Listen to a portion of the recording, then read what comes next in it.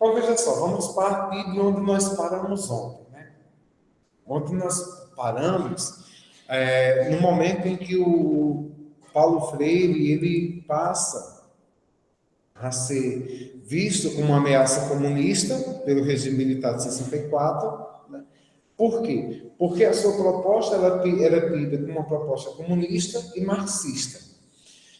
Essa história de alfabetizar adultos, principalmente trabalhadores, que possivelmente, a partir do momento que estão formados, que estão alfabetizados, começam a perceber o sistema de opressão a que eles viviam.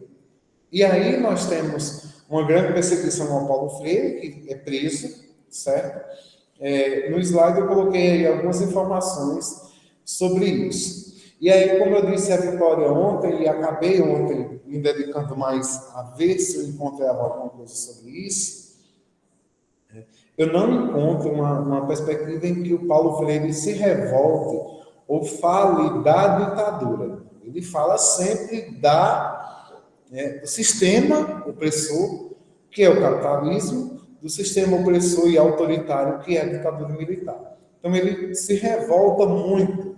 Ele fala muito quando, em Pedagogia da Esperança, por exemplo, ele remete-se ao livro Pedagogia do Oprimido, dizendo que é um livro escrito com raiva, é um livro escrito, de certa forma, com fúria. Por quê? Porque ele via que, mesmo nos debates que ele travava, mesmo que ele via que, em meio à sua contestação política sobre o regime militar, a sociedade brasileira ainda estava mergulhada nesse contexto autoritário. E aí ele vai aprofundar isso nos livros posteriores, né, principalmente nas cartas. Hoje nós vamos estudar basicamente 4 livros, né, rapidamente, claro, pela questão do tempo, 4 livros onde a gente vai entender os motivos que levaram Paulo Freire a escrever as cartas, né? Inclusive, a última obra que fica inconclusa do Paulo Freire será um livro de cartas. Isso se dá porque aí eu fui ler um texto do professor Edgar Pereira Coelho, que tem uma tese de doutorado sobre as cartas de Paulo Freire, e o título da tese dele é Pedagogia da Correspondência, Paulo Freire e Educação por Cartas, que aí ele se preocupa em estudar por que Paulo Freire se dedicou tanto à escrita dessas cartas. E aí a tese dele é que foi uma metodologia em que ele se encontrou. Porque durante o período do exílio, ele recebeu muitas cartas, não só de líderes mundiais, mas também de líderes populares. Muitas cartas ele se comunicava. Na época que não tinha e-mail, não tinha a facilidade que nós temos de comunicação hoje. E aí ele disse que, além de Paulo Freire ter recebido muitas cartas, ele escreveu muitas cartas, orientando algumas pessoas. Nós vamos, por exemplo, ver em cartas a Guiné-Bissau que ele escreve várias cartas ao Amilcar Cabral, que é um líder também comunitário. Então, com o golpe de 64, Paulo Freire foi acusado de agitador e levado para a prisão onde passou 70 dias. Em seguida, se exilou no Chile e, durante 5 anos, desenvolveu trabalhos em programas de educação de adultos e no Instituto Chileno para a Reforma Agrária. Isso é o que a gente chama da primeira experiência internacional que Paulo Freire tem de educação popular. Ele já tinha uma experiência no Brasil. A própria experiência de Angicos, ela é considerada como experiência popular de educação, onde ele pega o que ele chama dos esfarrapados, que são os pobres, os oprimidos, as pessoas que foram vítimas de um sistema opressor, como é o capitalismo, e alfabetiza. Né? Alfabetiza mais de 300 pessoas em 40 dias. É impressionante isso. E qual o mérito disso? Isso é o que nunca tinha acontecido no Brasil. Ninguém nunca tinha pensado, e nós tivemos grandes educadores, ninguém nunca tinha pensado isso como Paulo Freire pensou. Havia grandes pesquisadores, grandes educadores no Brasil, como o próprio Darcy Ribeiro, fundador da Universidade de Brasília, idealizador do sistema universitário brasileiro, da universidade pública, mas em educação popular, seguramente nós só teremos o Paulo Freire. Nós só teremos ele. Tanto que hoje ele é considerado como uma referência mundial. Seus livros estão traduzidos para mais de 40 línguas. Universidades do mundo todo estudam Paulo Freire. E aí, quando eu digo estudam, é porque, como eu falei ontem, a escrita de Paulo Freire, ela é muito densa. Paulo Freire, em Pedagogia do Oprimido, ele cita, por exemplo, Piaget. Piaget é um teórico da educação, muito ligado ao campo da pedagogia, que tem uma teoria muito complexa. E aí Paulo Freire é um estudioso que vai citar o Piaget sem nem sequer se preocupar com a problemática desse autor. Apenas cita por conhecimento. Então, isso é muito importante a gente ter em mente. E em 1969, Paulo Freire foi convidado para lecionar na Universidade de Harvard, nos Estados Unidos. E durante 10 anos foi consultor especial do Departamento de Educação do Conselho Municipal das Igrejas em Genebra, na Suíça. Eu não sei se vocês já viram uma matéria, ela é bem requentada já, inclusive essas coisas de Facebook, né? Eu morro de rir porque Humberto Eco, o escritor Humberto Eco, ele, segundo o Facebook, ele já morreu uma dezena de vezes, né? De vez em quando aparece lá que morre o escritor Humberto Eco. Mas aí não deixa de ser atual uma matéria que eu vi recentemente, né? Dentro desse contexto das celebrações do centenário de Freire, foi uma matéria sobre a visita que a viúva de Paulo Freire, a Ana, fez ao Papa Francisco. E ela pediu que o Papa permitisse que fossem consultados os arquivos secretos do Vaticano sobre a ditadura militar brasileira e sobre a relação com Paulo Freire. É porque lembrem-se que ontem eu falava que, embora Paulo Freire não tenha assumido em momento algum, que eu conheça, a sua simpatia ou sua relação com a teologia da libertação, Paulo Freire foi muito amigo de Frei Beto, Paulo Freire foi muito amigo de Leonardo Boff, os principais expoentes da teologia da libertação no Brasil. E durante a conversa, durante a audiência, o Papa fala à viúva de Paulo Freire que leu Pedagogia do Oprimido. Né? O Papa argentino, né? Contexto da América Latina, que lutou contra a ditadura militar argentina, conta que leu Paulo Freire. Então, veja só a dimensão da obra dele, né? Despertando a leitura de setores da igreja.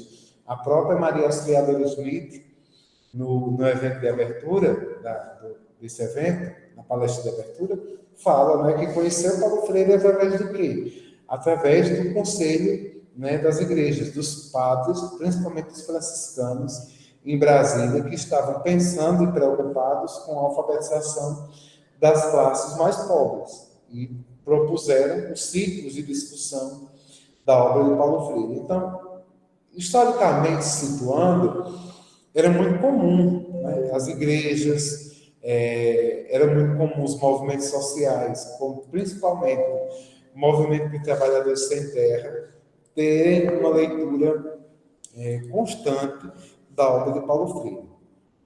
Ele ainda viajou por vários países, dando consultoria, sobretudo em países subdesenvolvidos que davam os primeiros passos numa proposta democrática da educação. Então, veja só, Paulo Freire ele só não foi bem acolhido naquele momento no Brasil, mas no mundo todo, os países africanos, os países norte-americanos, os países europeus, Os países da América Latina acolheram muito bem a obra de Paulo Freire. Até porque, eu digo seguramente, nenhum outro país produziu um pensador como esse. Nenhum outro país conseguiu desenvolver um método de alfabetização de adultos como o que Paulo Freire propôs. E aí é muito interessante, em Pedagogia da Esperança, quando ele fala e ele inicia falando sobre a experiência do exílio, né, o que ele viveu no exílio e a experiência que ele teve quando recebeu o salvo-conduto da embaixada para regressar ao Brasil. E aí nós temos vários outros brasileiros que puderam retornar naquele momento ao Brasil. O Enfio, o Betinho e tantos outros. Então, naquele momento, foi um momento de grande festa. Em 1980, a gente ainda vive sob uma ditadura militar.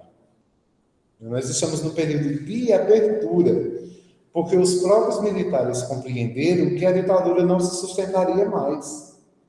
Não seria mais possível permanecer com um regime autoritário que matava, que perseguia todos os seus opositores. Então, nós historiadores, a gente tem que primeiro desmistificar isso, que a ditadura militar, a anistia, não foi uma bondade, não foi um presente dos militares para o Brasil. Foi uma necessidade do próprio regime. E aí, enquanto a lei de anistia é entendida não apenas como a permissão que os brasileiros exilados voltassem ao Brasil, né? A nossa lei de anistia ela foi muito cruel com os brasileiros. Por quê, Silvana? Por que a lei de anistia foi muito cruel? Porque a lei de anistia ela foi ampla. Ao contrário do que aconteceu na Argentina. Por exemplo, na Argentina e alguns países da América Latina, a lei de anistia ela não incluiu os militares. No Brasil, todos os militares tiveram seus crimes perdoados com a lei de anistia. Então, entendam bem o que eu estou querendo dizer. Não foi um presente, não foi uma benesse para os brasileiros, né? Porque lutar contra um regime militar não é crime. Então, diz, ou foi o perdão dos terroristas, perdão dos presos políticos, sim, mas também foi o perdão de todos os militares. Por isso que nenhum militar brasileiro, é por isso que o Carlos Alberto Brilhante Ustra nunca sentou nos bancos dos réus, nunca foi punido pelas atrocidades que fez, pelos estupros que cometeu nas celas do boicote, pela violência física e emocional que imprimiu na vida de tantos brasileiros. Então, em 80, com a lei de anistia, Paulo Freire retorna para o Brasil e aí se estabelece durante um tempo em São Paulo, quando foi professor da Unicamp e da PUC. E aí, a convite da, então, prefeita de São Paulo, a Luiza Erundina, ele passa a ser secretário de Educação. E ele, nas suas memórias, ele fala muito dessa experiência dele enquanto secretário de Educação da Prefeitura de São Paulo, porque aí ele mostra que não foi um momento onde ele exerceu um cargo, mas um momento em que ele pôde estar mais próximo dos professores. Ele pôde se aproximar mais daquilo que eles faziam, porque antes ele desenvolveu seu método, elaborou uma teoria, um método pedagógico, mas aí, a partir desse momento, ele estava próximo, ele estava junto dos professores. E aí, foi um momento muito importante para o município do estado de São Paulo. Entre suas principais obras, e aí é o que eu acho, né, mas tem outras obras muito importantes, né? Pedagogia do Oprimido, a Pedagogia da Esperança, que é um reencontro com a Pedagogia do Oprimido, Educação como Prática da Liberdade, que é o seu primeiro livro. Educação como Prática da Liberdade é o seu primeiro livro. Cartas à Guiné-Bissau e Pedagogia da Autonomia. Isso aí, dentre várias outras obras. Eu não tive tempo de contabilizar quantas obras Paulo Freire escreveu. Não tive tempo, mas assim, entre artigos, ensaios, nós temos muitos. Tem um texto de uma professora não me lembro o nome da universidade que ela trabalha, mas é de um livro da professora Marta Rovai, organizado pela Marta Rovai, que ela fala dos negacionismos e o texto dela, na verdade, é uma pergunta. Né? Paulo Freire destruiu a educação? Depois eu vou mandar os slides para você para na referência bibliográfica. E aí, ela pergunta, Paulo Freire destruiu a educação? Porque foi que ele foi acusado durante vários momentos desses movimentos políticos que aconteceram no Brasil. E aí, eu encontrei esse livro do Thomas Giuliano, o organizador desse livro. Eu ainda não tive a oportunidade de analisá-lo, mas eu já vi uma resenha sobre ele, e o título do livro é Desconstruindo Paulo Freire. É importante a leitura desse material, sim. Assim como eu acho importante que nós possamos ler os guias politicamente incorretos do Narlock. Por quê? Porque a gente só critica aquilo que a gente conhece. A gente só tem a capacidade de falar alguma coisa sobre aquilo que a gente conhece. E entender por que o Thomas Giuliano, ele fala disso, né? Por que desconstruir Paulo Freire? É uma proposta política da ultradireita, da direita brasileira, que fala muito disso, né, de desconstruir, utiliza um conceito que nós, historiadores, gostávamos muito, né, gostava porque hoje está mais em desuso, né? Inversão, desconstrução, quebra de paradigmas. E aí esse autor, pela resenha que eu vi, ele vai argumentar, a partir de uma proposta da direita, de que Paulo Freire não é isso que a gente pensa. De que Paulo Freire é apenas um idealizador do método que não tem nenhuma importância. E aí eu fiz duas associações, primeiro com essa charge, né, os pronunciamentos do nosso presidente da República, e aí questões políticas à parte, né, na verdade, um sujeito asqueroso, que tem feito um mal imenso à nossa sociedade brasileira.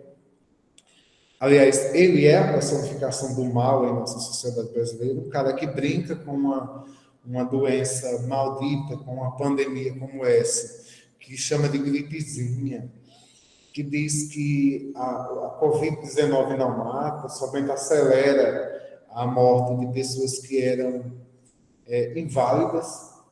E aí nós temos vários outros pontos. E aí, um dos pronunciamentos dele, ele chama Paulo Freire de energúmeno.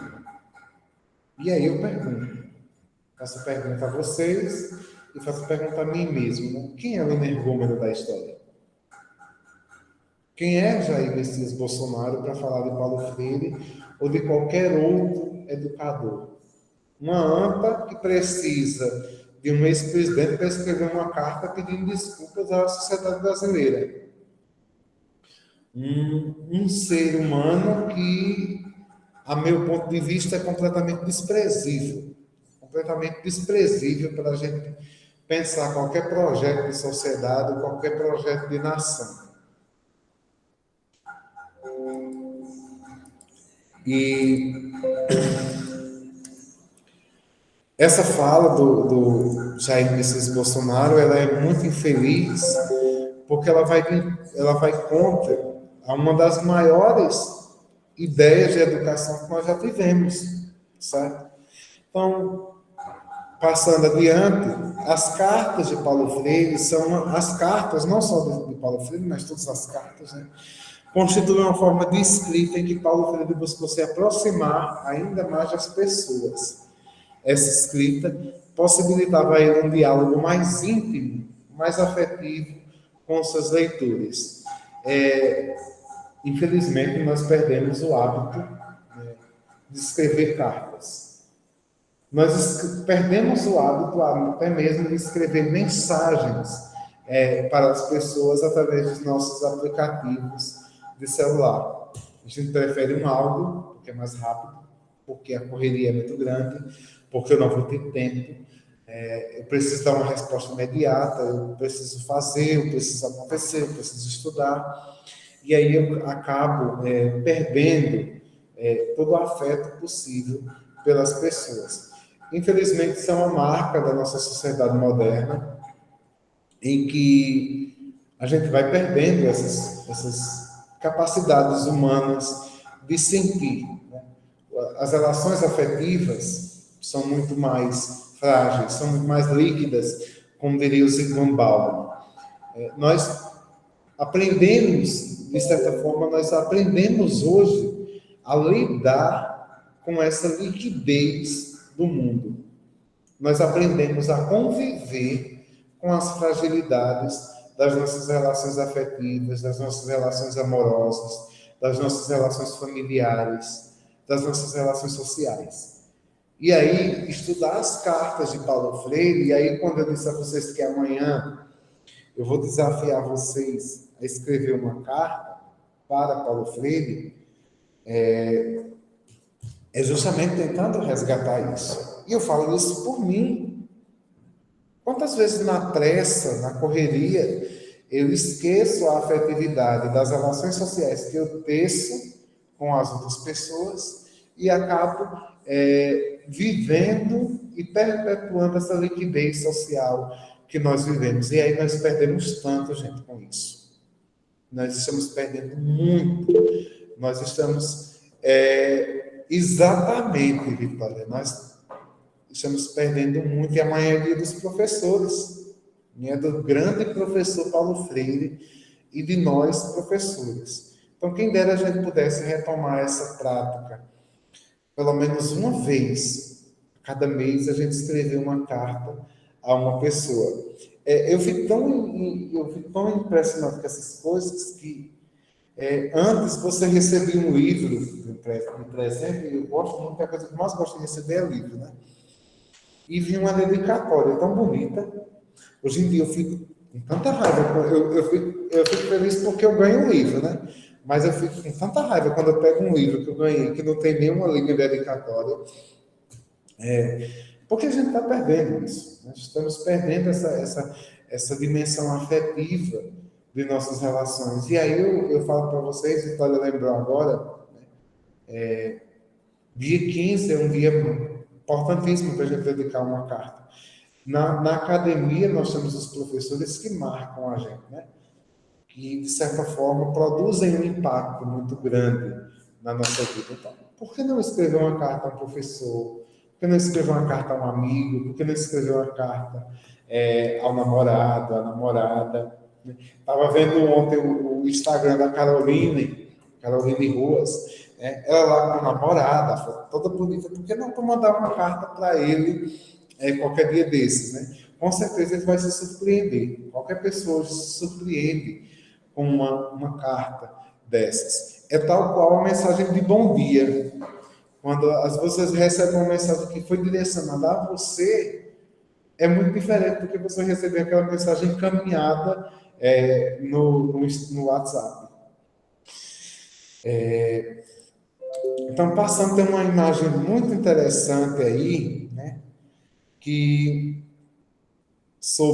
e aí eu adentro especificamente nas cartas, é que Paulo Freire ele gostava muito de sentar com seus alunos, né? De fazer círculos de conversa com os adultos. Porque ele mesmo fala em vários de seus escritos que ele não moldou experiências, ele foi moldado, ele foi construído pelas experiências com que ele teve contato ao longo da sua trajetória.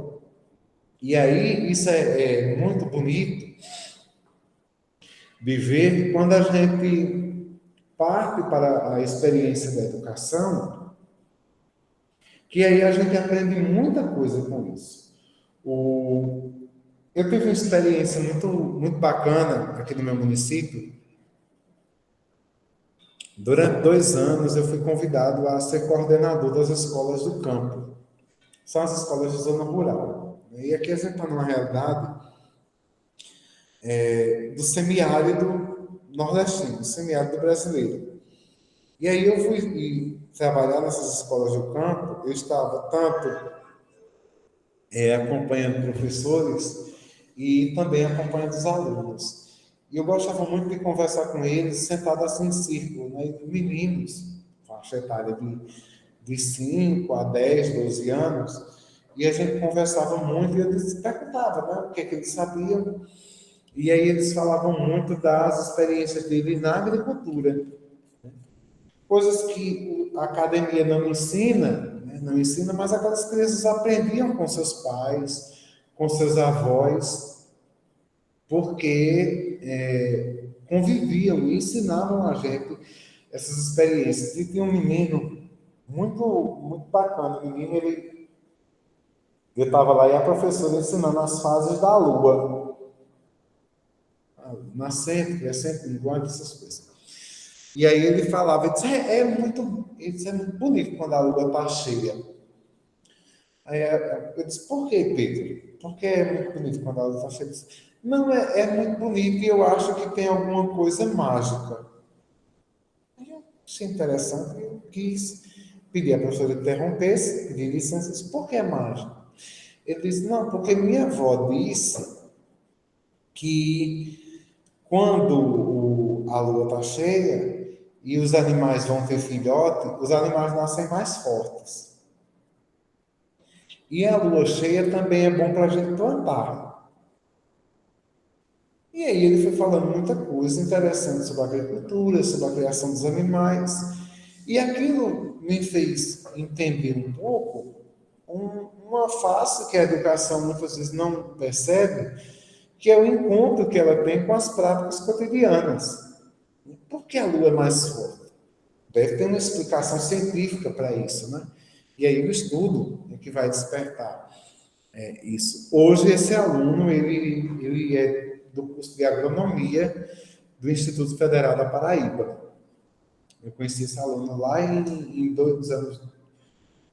2005, 2006, foi lá quando eu estava estudando, que eu trabalhava aqui também, e hoje eu vejo que esse aluno, ele colocou esses conhecimentos que ele teve da família dele, de um contexto popular, ele transformou esse conhecimento em saber.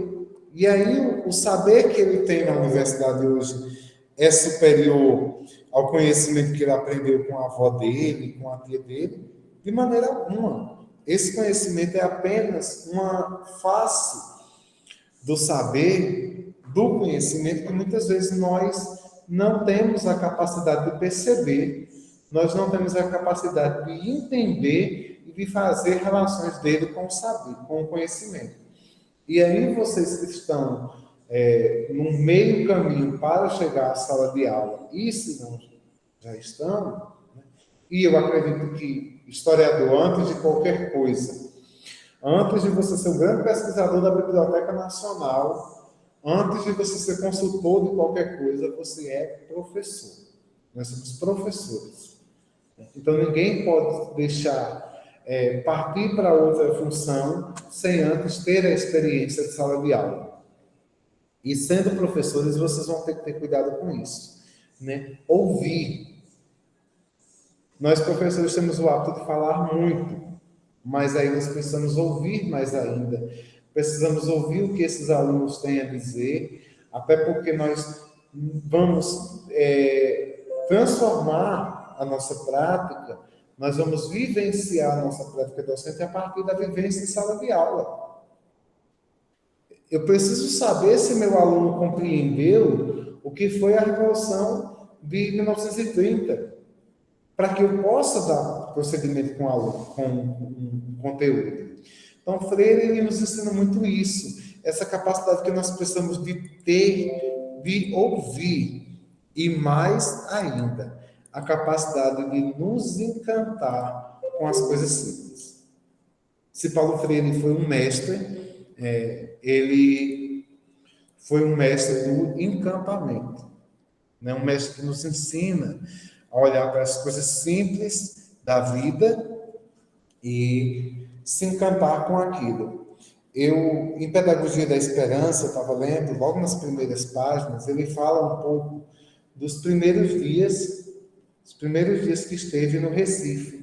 No Recife não, em São Paulo. Teve um período lá, antes de assumir a Secretaria de Educação, e ele fala de que uma noite ele estava na janela e bateu uma chuva muito grande, e ele ficou olhando aquela chuva, e ele disse que o pensamento dele saiu de São Paulo e foi para Jaboatão dos Guararapes, lá onde ele passou a infância, na região metropolitana do Recife, a cidade de Jaboatão, e aí ele foi mostrando, ele foi falando de como a chuva em Jaboatão era diferente, de como a chuva lá em Jaboatão era diferente daquela chuva de São Paulo. E isso vai fazendo com que ele perceba a beleza de uma chuva, né? O encantamento de uma coisa tão simples. Eu não sei se vocês conhecem um poeta chamado Manuel de Barros. Manuel de Barros é um grande mestre da vida. Por quê? O Manuel de Barros escreve poesias belíssimas, falando da simplicidade dos pássaros, da mãe dele fazendo a comida, dos rios, do vento, das nuvens. E a gente precisa, eu digo que a gente tem necessidade de Paulo Freire, até porque é o trabalho que eu vou apresentar hoje à tarde, no simpósio temático do evento, da necessidade que nós temos, porque nós precisamos dessa necessidade de aprender cada dia mais, de criar um encantamento por essas coisas simples, por essa simplicidade freiriana. Que simplicidade é essa? Viver a beleza das coisas, viver a beleza na docência. Nós somos professores e não há nada mais bonito do que produzir libertação. Não há nada mais bonito do que produzir autonomia e não há nada mais bonito do que encontrar nossos alunos, tempo depois, crescidos. Não crescidos fisicamente, mas crescidos intelectualmente. Eu digo a todo mundo, gente, eu me sinto um idoso, tenho 32 anos, mas eu já tenho alunos meus, que foram meus alunos do ensino médio, que estão no mestrado. Eu não estou em sala de aula agora, atualmente, eu estou em outra função, até porque eu tive, uma das situações que me levou a isso, foi a Covid, que eu tive no início do ano. Eu passei quase um mês entre a vida e a morte, literalmente, né? Passei pelo vale da morte, mas graças a Deus hoje recuperado, mas eu nunca perdi o meu interesse e minha vontade de estar em sala de aula, de ajudar professores. A maior parte do meu ciclo de amizade são eles, porque eu gosto de conversar, eu gosto de ver o desenvolvimento dessa galera. Então, partindo das cartas, tem uma carta que eu citei a vocês, eu vou até colocar o link aqui,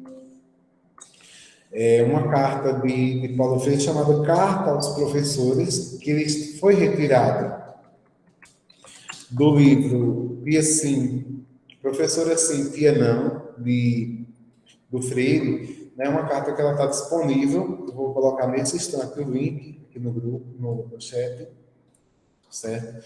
Então, para vocês pensarem um pouco sobre isso, ela é uma primeira carta que eu recomendo a leitura, né, dela. Primeira coisa, os escritos de Paulo Freire são densos. Eu acredito que tem esse autor, o Edgar Pereira Coelho, que ele fala, tem a tese dele sobre as cartas, eu fui ler um pouco dessa tese dele, né? Não li tudo, até pela falta de tempo, mas aí eu achei muito interessante quando ele chega num ponto que ele diz o seguinte: sua epistemologia, ou seja, a construção do seu conhecimento, foi comparada e problematizada a textos de Habermas. Gente, Habermas é muito difícil. Foucault, Michel Foucault, Edgar Morin, Vygotsky, Piaget e Heidegger. Ou seja, a nível internacional, o nosso Paulo Freire, ele é comparado a um Vygotsky, a um Piaget, a um Michel Foucault, a um Jürgen Habermas, o alemão. E eu fiquei muito impressionado com isso, porque nós ainda não atentamos tanto, nós ainda não percebemos muito essa dimensão teórica que Paulo Freire carrega. Os textos dele, como eu já disse a vocês, são muito complexos. E aí, muitas vezes, a gente acha que Paulo Freire tem um cara que ele escreveu uma publicação no Facebook. E aí eu vi, mas nem comento esse tipo de gente. Nem penso. Ele disse que Paulo Freire só servia para colocar frase de efeito na abertura de uma monografia. Para muita gente ele não está mentindo. Né? Muita gente acha que os textos de Paulo Freire são apenas frases bonitas, que aí percorrem um livro e diz, que frase bonita essa de Paulo Freire. Não, mas se a gente for adentrar num estudo sistemático, num estudo da epistemologia, nós vamos encontrar um pensamento muito complexo, tal qual Edgar Morin.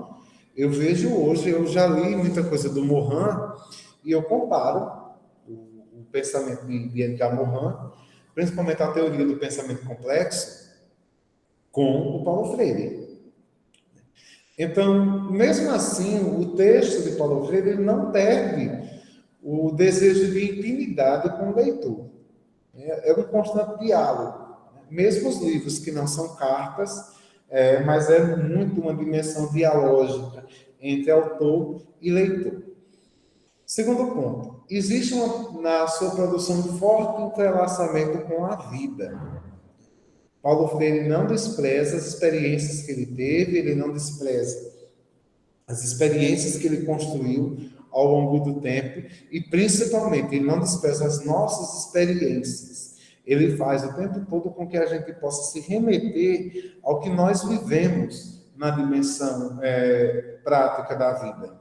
Lembre-se, Paulo Freire fala de praxis.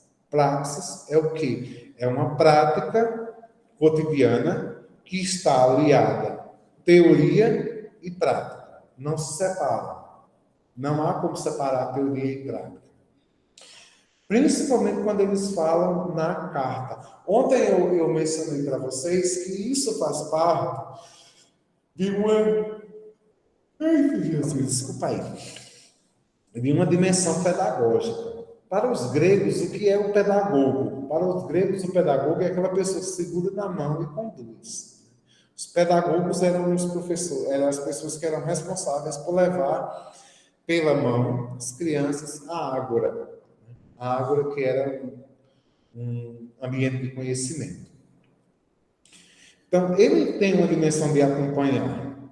O que é que ele está fazendo o tempo todo? Ele está acompanhando. E aí eu disse que, principalmente quando a gente pega cartas à Guiné-Bissau e outras, a gente percebe o quê? Que ele estava preocupado em criar um método, né? Implantar um método, mas não era só jogar a semente, era acompanhar como é que aquilo ia acontecer.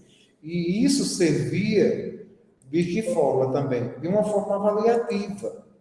Porque Paulo Freire ele foi muito sábio em perceber que o método de avaliação que ele implantou aqui no Brasil, ele funcionava sim na África, ele funcionava no Chile, mas aí ele precisava de adaptações, ele precisava de mudanças a partir do contexto social, político, econômico daquelas pessoas. E aí, através das cartas, ele mostra a dimensão pedagógica e de toda a sua intervenção pessoal, social e pessoal, né? E quinto ponto, as cartas como uma prática reflexiva do fazer docente. E aí é um exercício que eu sempre fiz, né, principalmente quando eu leciono em algum curso de pedagogia, eu já pedi que meus alunos escrevessem cartas para pensarmos essa dimensão da nossa vida. Uma vez no planejamento pedagógico, eu motivei os professores a escreverem cartas aos alunos, a algum aluno que eles tiveram na vida e que, de certa forma, marcou. E aí foi muito bonito quando uma professora do campo, da zona rural, ela escreveu uma carta para uma aluna com síndrome de Down. Ela escreveu uma carta agradecendo pelos aprendizados que aquela menina deu ao longo do período que ela pôde acompanhá-la. Gente, aquilo foi um momento que arrancou lágrimas da gente. Porque falou da experiência que ela teve em ensinar e educar uma criança com um grau de deficiência muito forte. E aí a professora entendeu que não foi só aquela menina que aprendeu, mas ela, enquanto docente, ela teve uma aprendizagem significativa, né, em sua vida como docente, como profissional. Então, qualquer coisa, gente, voltando à dinâmica de ontem, né? Podem perguntar, podem fazer as intervenções de vocês, né? Vocês são muito calados também.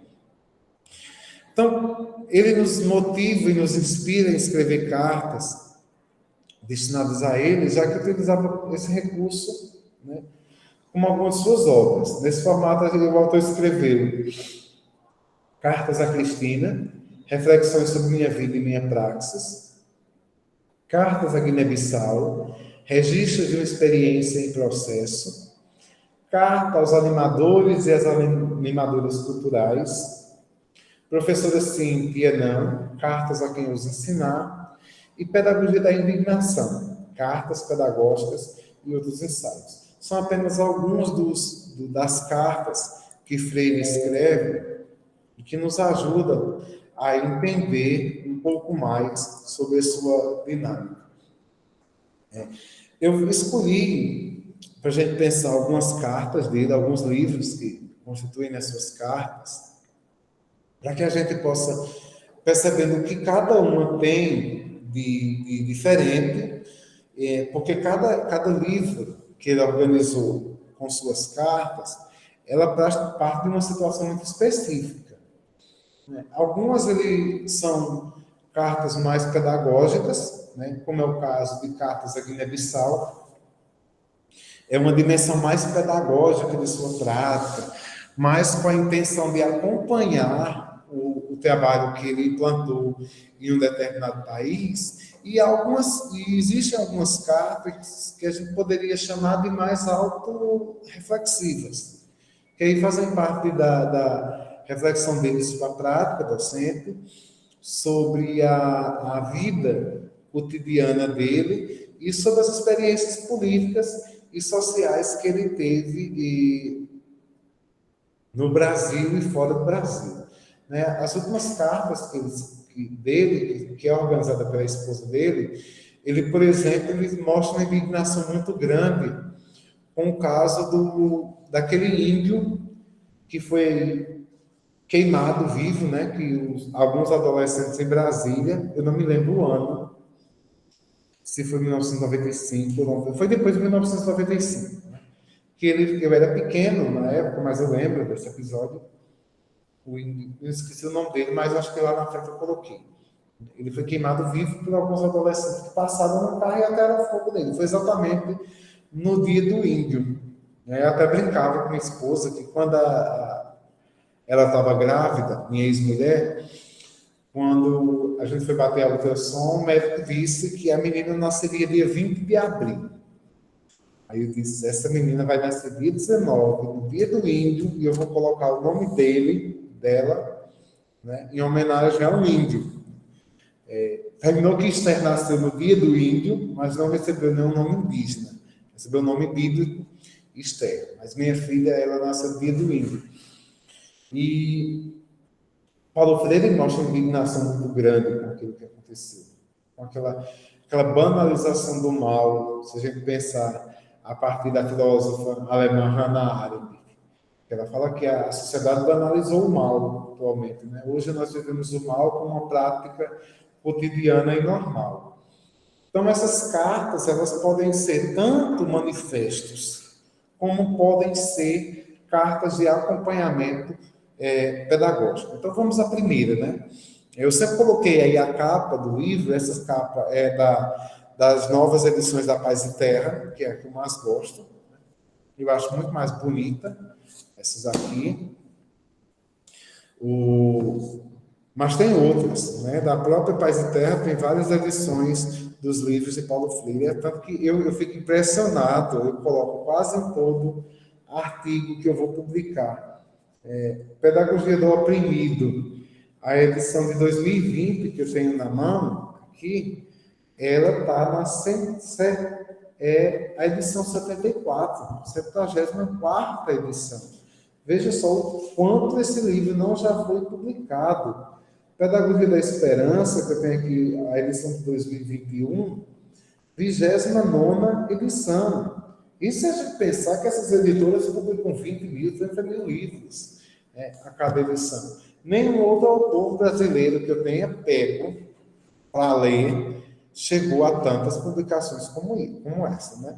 E nós temos o Moacir Gadotti, que fundou em 2011 o Instituto Paulo Freire, né? Constantemente publicando algumas obras de Paulo Freire que estão ainda nos seus escritos, né? Essas cartas, a família dele guarda muitas ainda, que eu acredito que poderá surgir algumas publicações. Então, em que constitui Cartas à Guiné-Bissau? O interesse da obra se dá pela necessidade do diálogo político-pedagógico, que terá com os guineenses e todo o processo que podemos denominar hoje como educação à distância, por cartas.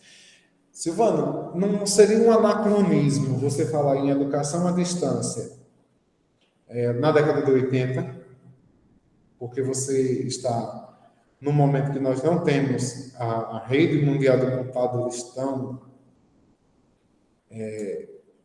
possível como hoje, nós não temos telefone, né? Mas aí é o que eu disse anteriormente, isso se dá por cartas. Ele implantou um método na Guiné-Bissau, passou um período de tempo lá, né? Principalmente com o Mário Cabral, e ele passou a acompanhar. Então, não é só cartas que ele escreve, ele também recebia muitas cartas para acompanhar. Eu acho interessante que, por ser um livro, por serem cartas que têm uma dimensão política e pedagógica, né, e o Paulo Freire sempre remete, sempre fala, queridos companheiros, queridos camaradas. Ele gostava muito da palavra camarada, né, que é uma palavra muito utilizada nos ciclos marxistas.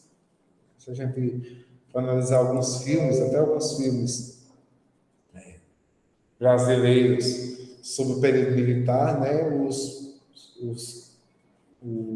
militantes sempre se chamavam de camaradas. E aí Paulo Freire chama muito camaradas, chama muito companheiros, para ter esse acompanhamento político, pedagógico.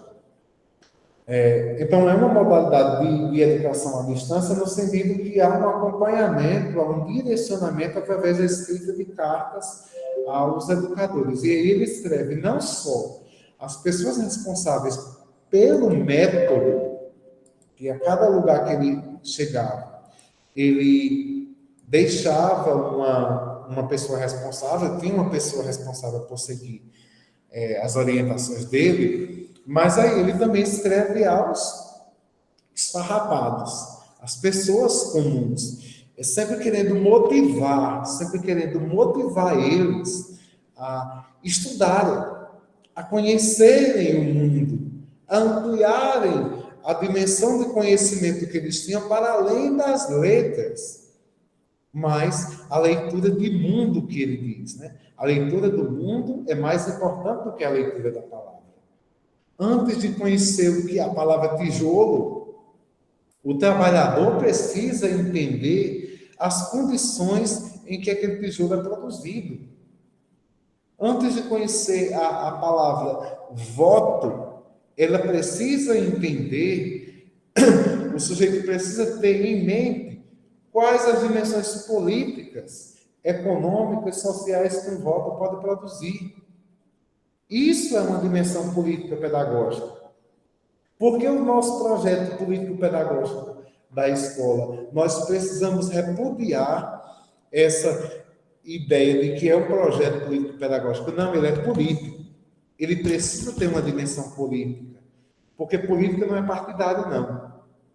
Política não é você estabelecer um valor para Ciro Gomes, Bolsonaro e Lula. De jeito nenhum. Isso é politicagem.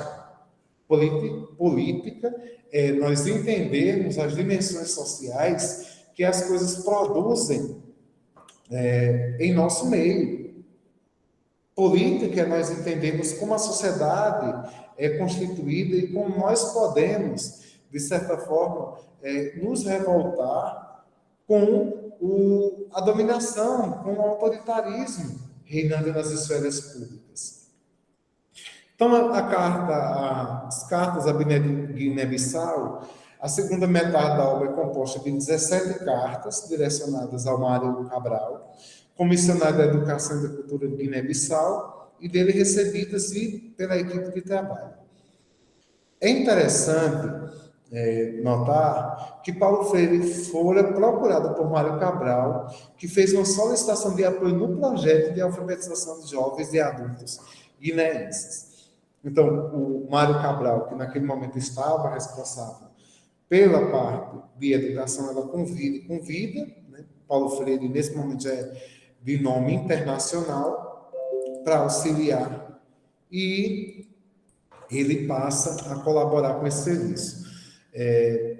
Eu não sei na região sul do país como é que se pensa isso, como é que se trabalha a educação de jovens e adultos aí, mas aqui no Nordeste, a educação de jovens e adultos é muito forte, aliás, já foi, né? Nós tivemos antes, diga-se antes que eu posso dizer 10 anos atrás, uma preocupação muito grande com a alfabetização de jovens e adultos. Hoje isso está bem menos, bem mais fragilizado. Mas eu não sei como funciona na cidade de São Paulo, ou na região, no estado de São Paulo, na região que vocês moram, que vocês vivem. Mas a educação de jovens e adultos, ela precisa encontrar muito Paulo Freire. Por quê? Porque hoje se pensa uma educação de jovens e adultos não voltada à alfabetização, à tomada de consciência, mas muitas vezes uma educação de jovens e adultos que somente existe porque acontece à noite.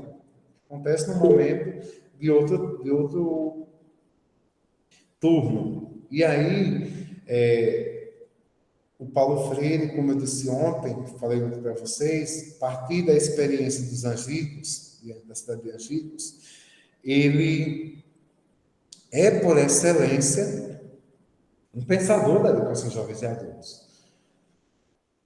Pode ser utilizado, a teoria dele pode ser utilizada em outros meios? Claro que pode, evidentemente.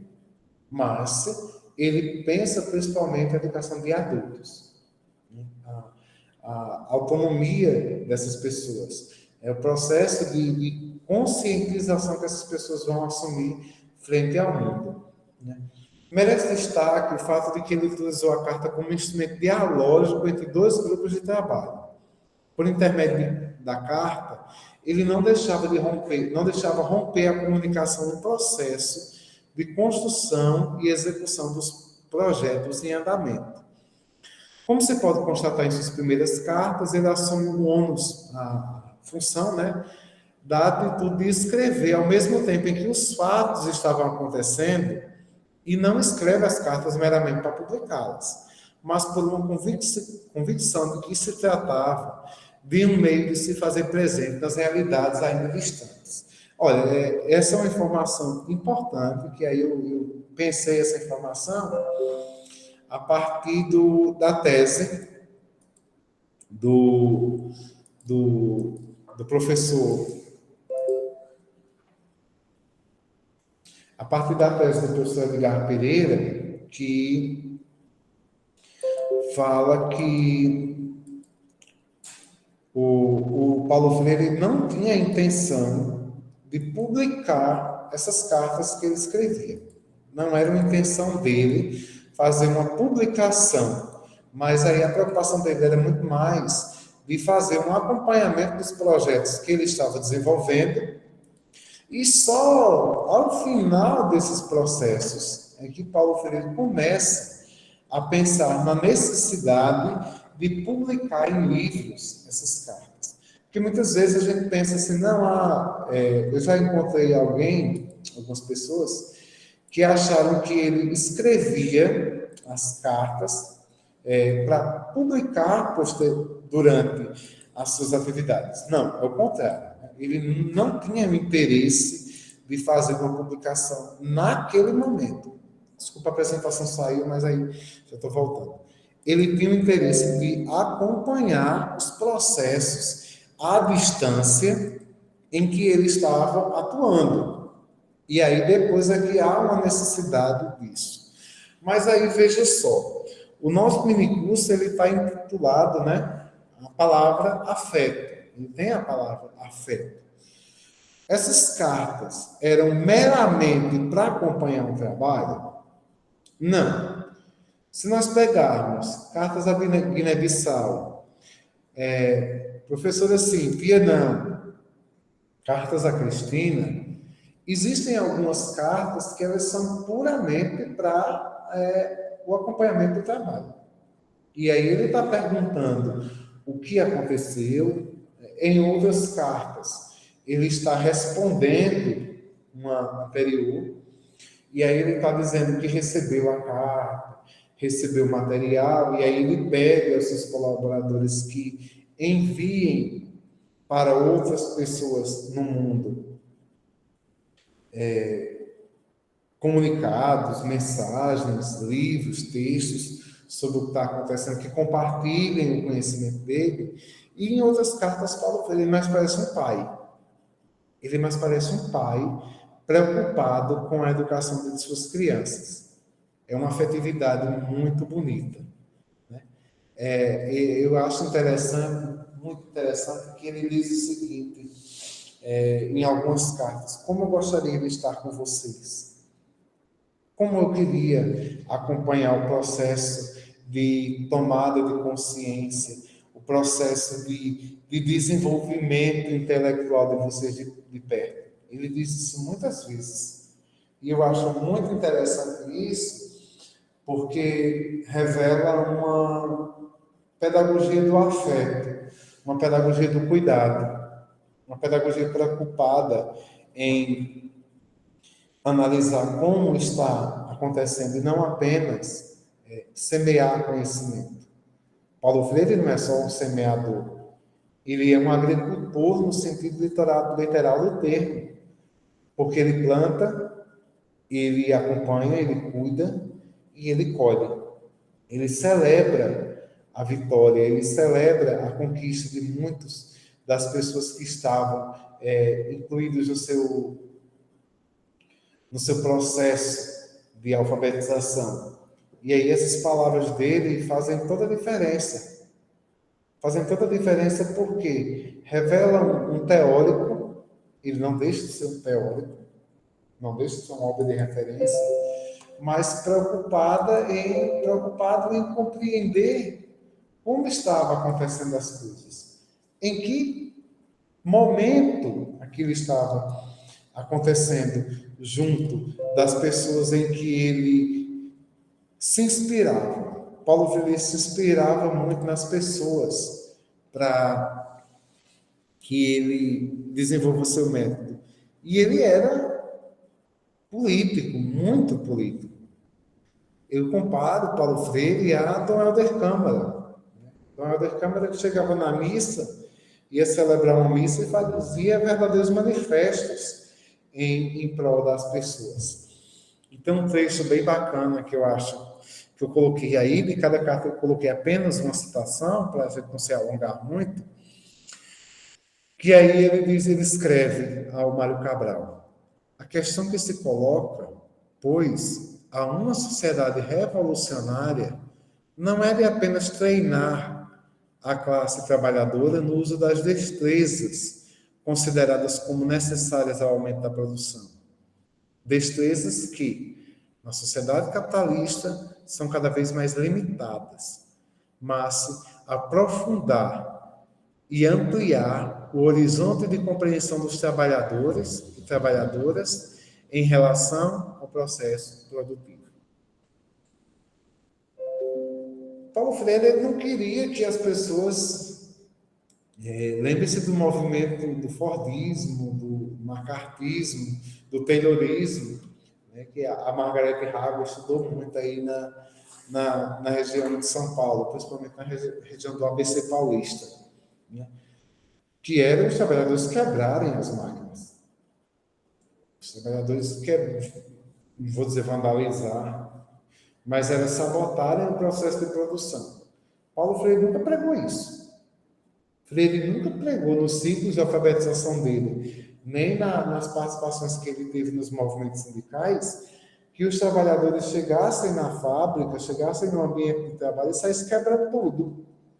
Não. Ele fez uma nossa proposta. Ele fez uma proposta de que o trabalhador ele precisa ter consciência daquilo que ele está fazendo. E aí ampliar isso não é só ampliar a destreza, a capacidade que ele tem de produzir. Ele precisa continuar produzindo, mas ele precisa ser consciente de que ele é parte importante e de que ele tem direito naquele processo de produção capitalista. Então, é aquilo que ele diz, ampliar, fazer com que ele tenha noção do horizonte, né, daquilo que ele está fazendo.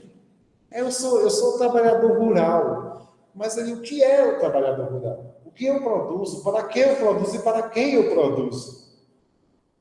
É importante que eu saiba disso, é importante que eu saiba que a produção, ela precisa continuar, sim, mas ela precisa me beneficiar também.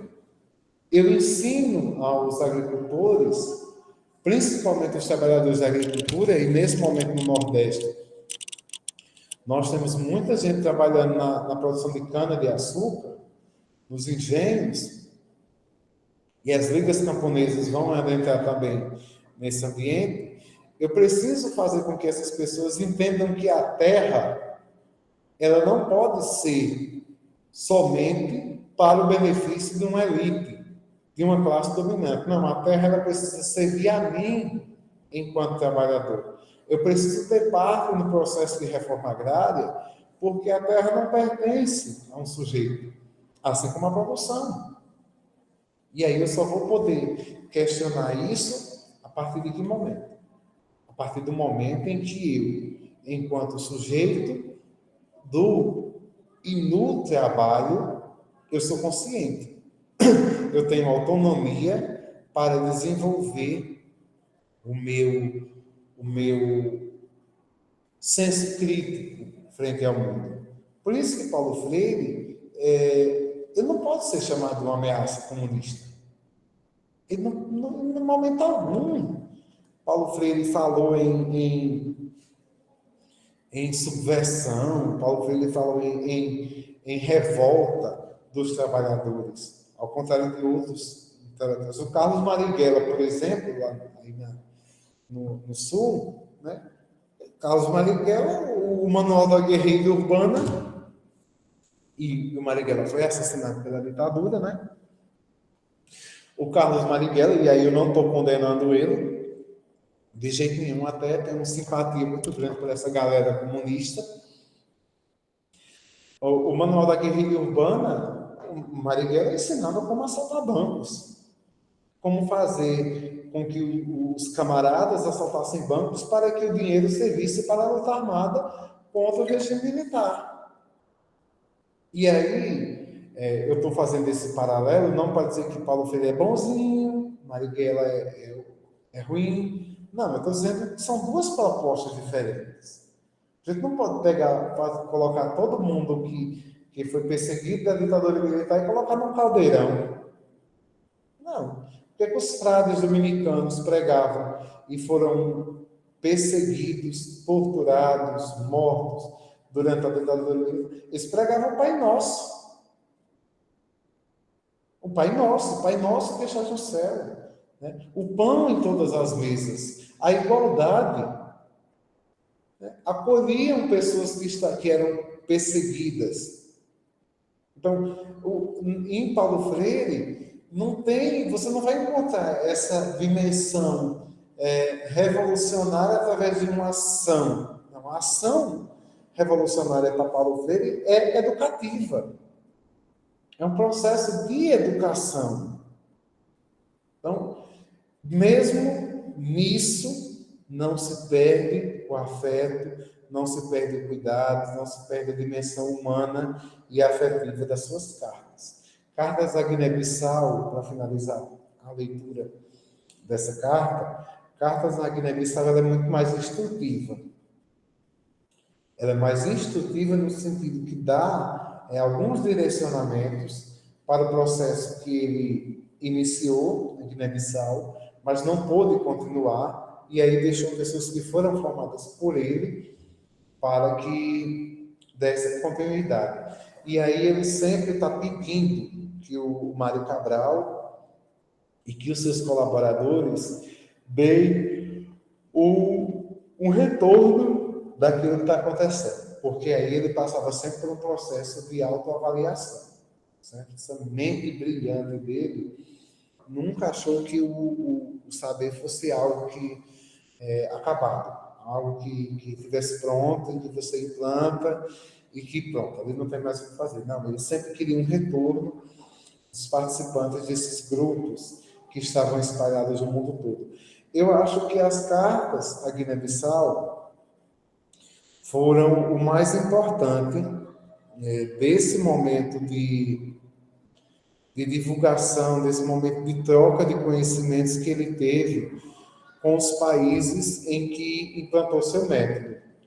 Eu não percebo isso, quase não há cartas referentes à experiência dele na América Latina, como no Chile, na Argentina. Existem poucas referências às experiências dele no Conselho das Igrejas de Genebra, um país uma cidade da Suíça, e pouquíssimas referentes à experiência dele nos Estados Unidos e Canadá também. Então, Cartas à Guiné-Bissau, eu acho assim que a minha leitura é que por ser um país bem mais pobre, por ser um país muito pobre, assim, eu acho que ele se preocupou muito com isso, né?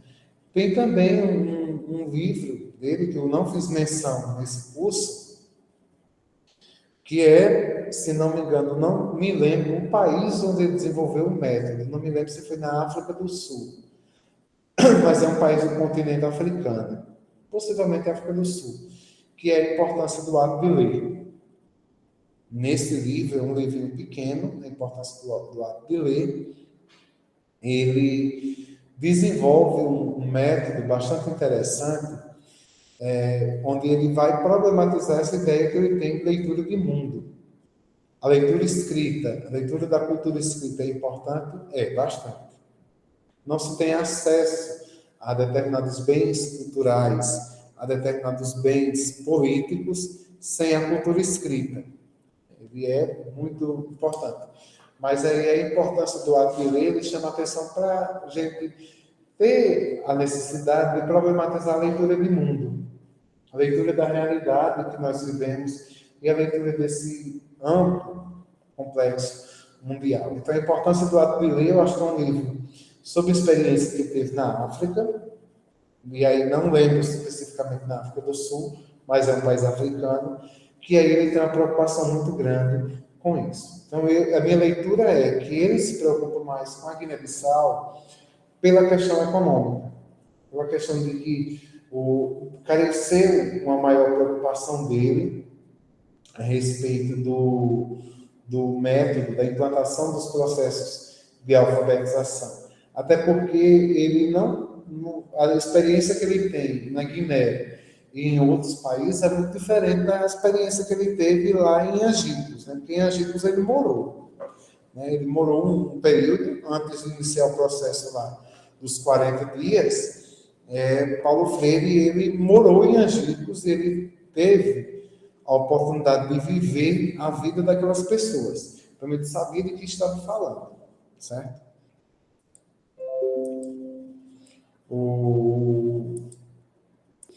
Então, essa leitura que eu faço da obra dele é muito mais essa leitura de acompanhamento, de uma preocupação muito grande do contexto em que ele está vivendo. Eu pensei uma coisa para amanhã no nosso mini curso. Eu não gosto de fazer surpresa a ninguém, eu detesto surpresa, detesto. Eu gosto que as pessoas estejam preparadas. Amanhã, nosso mini curso, nós vamos ter aquela oportunidade da escrita, o exercício de escrita. Claro que vocês não vão escrever durante o mini curso, seria muito complicado, né? Não é prova oral, vocês vão escrever depois. Mas amanhã, no nosso mini curso, eu vou começar com uma carta. Não uma carta de Paulo Freire, mas é uma carta que eu estou escrevendo para vocês. E eu comecei a escrever essa carta antes do minicurso ser aprovado. Né? Quando eu mandei o minicurso, eu nem sabia quem eram vocês, nem tinha visto nenhum rosto de nenhum de vocês, nenhum. E aí eu pensei numa carta para vocês. E amanhã eu vou começar com essa carta, para a gente iniciar o nosso minicurso. Então, o próximo livro que eu quero tratar com vocês, ainda essa manhã, nós estamos chegando perto do nosso final, nosso final do minicurso da manhã, que são 11h40. É sobre o livro, que eu já fiz referência a ele várias vezes aqui, Professora Sim, Tianã, Cartas a quem ousa ensinar. Primeira coisa que eu chamo a atenção desse livro não é nem a ideia de Professora Sim, Tianã. Cartas a quem ousa. O que é ousar? O que é ousar fazer alguma coisa? É fazer mediante os desafios. É fazer mediante as dificuldades que nós encontraremos durante todo o trajeto de nosso trabalho. Então, Paulo Freire encara a docência como uma ousadia. E aí, veja só, isso na década dos anos 80, 90. Imagine o que Paulo Freire diria hoje. O que Paulo Freire diria hoje sobre o ato de ensinar, a ousadia que nós temos em ensinar. Então, isso seria muito forte a gente pensar isso. Cadê a garota? Aqui. Eu vou pedir uma coisa, né? Eu vou tentar aqui, antes de passar esse livro, me motivou muito uma curiosidade de ontem, que foi a curiosidade da Beatriz sobre a relação de Paulo Freire com a ditadura militar, né? E aí eu nunca consigo, eu vou mandar para você, aqui no chat, Beatriz, para você exibir. Eu nunca consigo. É uma palavra, uma frase, uma entrevista que dá no programa de Serginho Groisman, né? Bem antigo, né? Eu sou jurássico. E aí tem um estudante que pergunta sobre a ditadura militar brasileira. E aí eu postei aí o link, eu queria que você exibisse para a gente ver um pouco do que eu acho uma frase dele muito bonita sobre a ditadura. Você pode fazer isso, por favor? Posso sim, professor, já vou tentar. Aí o link. Porque minha internet está travando um pouco, mas eu vou tentar também. Foi a ditadura para a educação brasileira?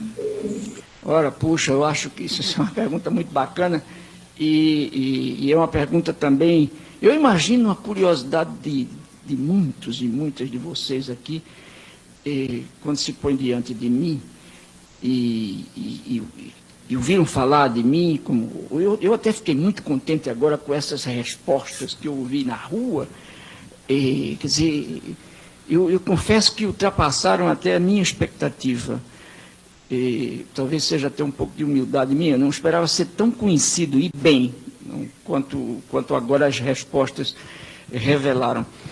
Mas eu acho que muitos de vocês devem ficar curiosos com relação a, por exemplo, o que aconteceu em 64, com um cara que, porque estava preocupadíssimo em desenvolver um plano, um programa de alfabetização de adultos para o país, e foi preso por causa disso. Quer dizer, eu realmente me lembro de que quando eu fui para o exílio e comecei a discutir na América Latina, discutir na Europa, nos Estados Unidos, as razões do meu exílio, as razões por que eu fui preso, fui expulso da universidade, e os caras não podiam entender, não podiam compreender.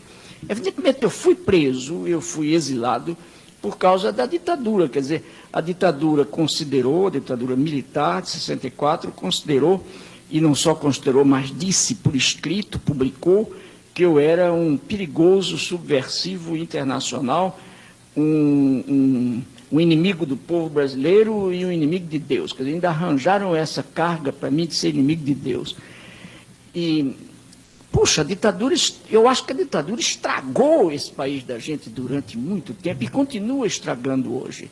Quer dizer, evidentemente que a ditadura militar não inaugurou no Brasil o autoritarismo. Quer dizer, o autoritarismo está entranhado na natureza mesma da nossa sociedade.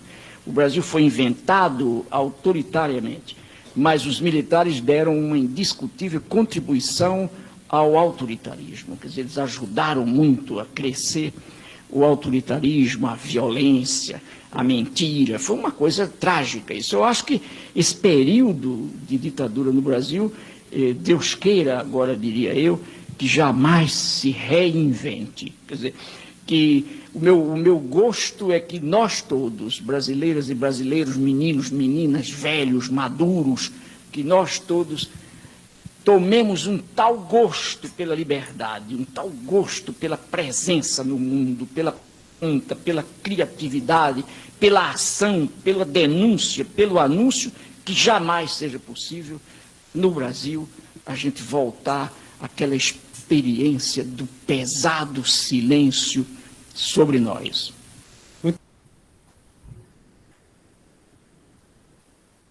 Pronto, é só um pequeno trecho que eu acho que ele fala muito bem da expectativa que ele tem quanto às gerações futuras.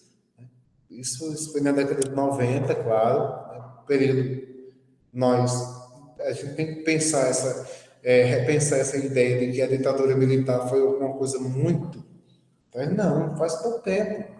As experiências que nós tivemos do regime militar, e aí o Paulo Freire sintetiza muito isso, que a ditadura militar estragou o Brasil, estragou a mente das pessoas, estragou a vida de muitas pessoas e ainda, infelizmente, ainda produz muita saudade nas pessoas. É revoltante quando nós percebemos que até pessoas jovens falam da ditadura militar com uma certa nostalgia, argumentando que alguns pontos, isso era positivo, isso era negativo. Gente, um regime que mata, que tortura e que persegue pessoas inocentes, ele não tem nada de positivo.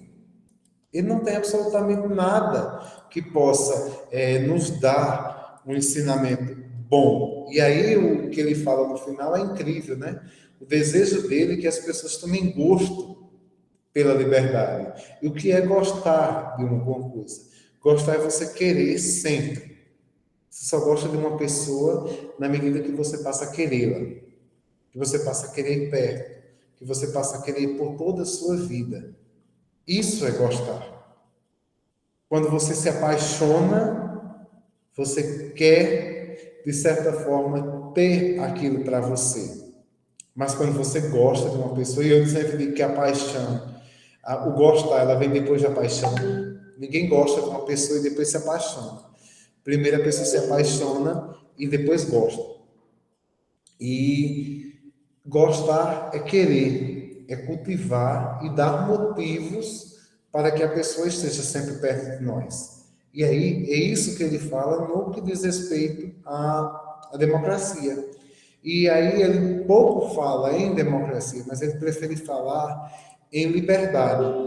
Liberdade como aquilo que nós tínhamos e perdemos com a sociedade que nós vivíamos. Então, Piacin, a professora Cíntia Não, ele escreveu um livro em forma de carta, dirigido aos professores que ousam ensinar. Ou seja, educadores que de todas as paragens, principalmente a mulheres educadoras. É um livro destinado só a mulheres? Não, né? Porque naquele contexto o magistério, até pouco tempo, principalmente o magistério dedicado ao ensino fundamental, à educação de crianças, ele sempre foi visto no Brasil numa perspectiva feminina. Eu mesmo, durante minha infância, tive um único professor, né? Um ser humano que até hoje eu admiro muito, né? O professor Valmir. Hoje ele é diretor de uma escola. Eu admiro muito porque Valmir foi o único professor homem que eu tive na minha vida escolar. Nunca tive outro, né? De ensino fundamental, vim ter depois do Fundamental 2, onde a gente passa aquela perspectiva de disciplinas, tudo mais. No ensino fundamental e na educação infantil, o único professor que eu tive foi o professor Valmir, que até hoje chamo de professor. Isso eu tinha o quê? 10 anos de idade, os 32 anos que eu tenho, 22 anos depois da minha passagem pela turma dele, eu continuo chamando de professor.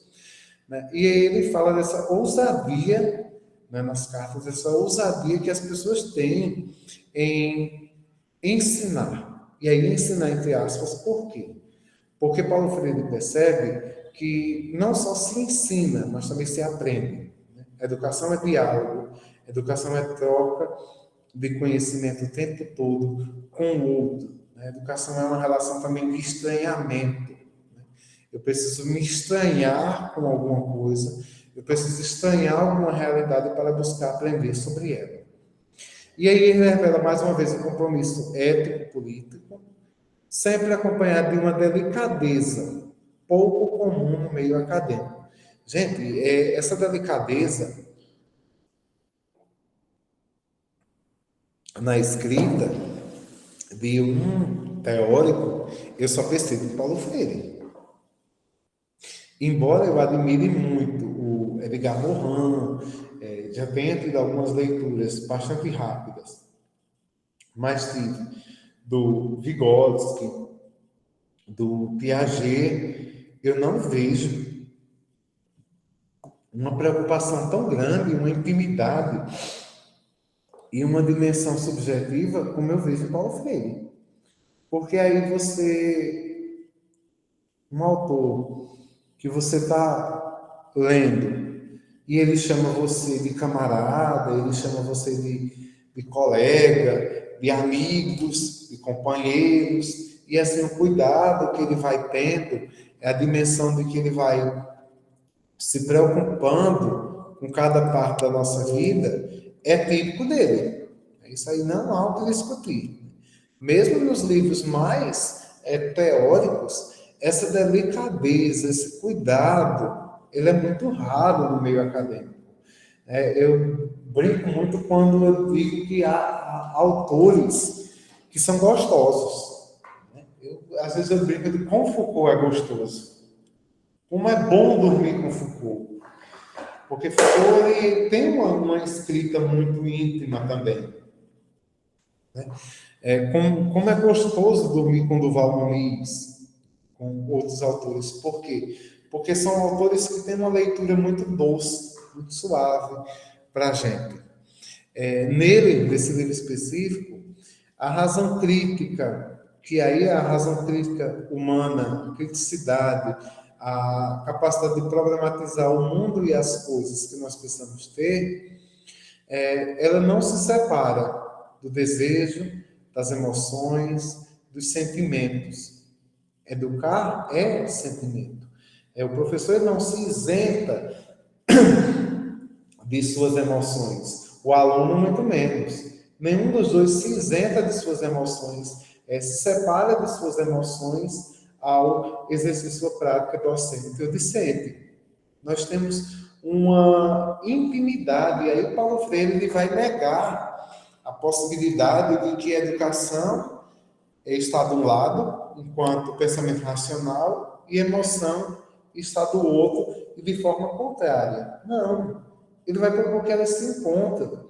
E aí as orientações que ele vai dar nessas cartas, e aí ele não escreve especificamente para uma pessoa, ao contrário de cartas a Guiné-Bissau, que ele sempre direcionava tanto ao Mário quanto ao Almicar Cabral e a outros colaboradores seus.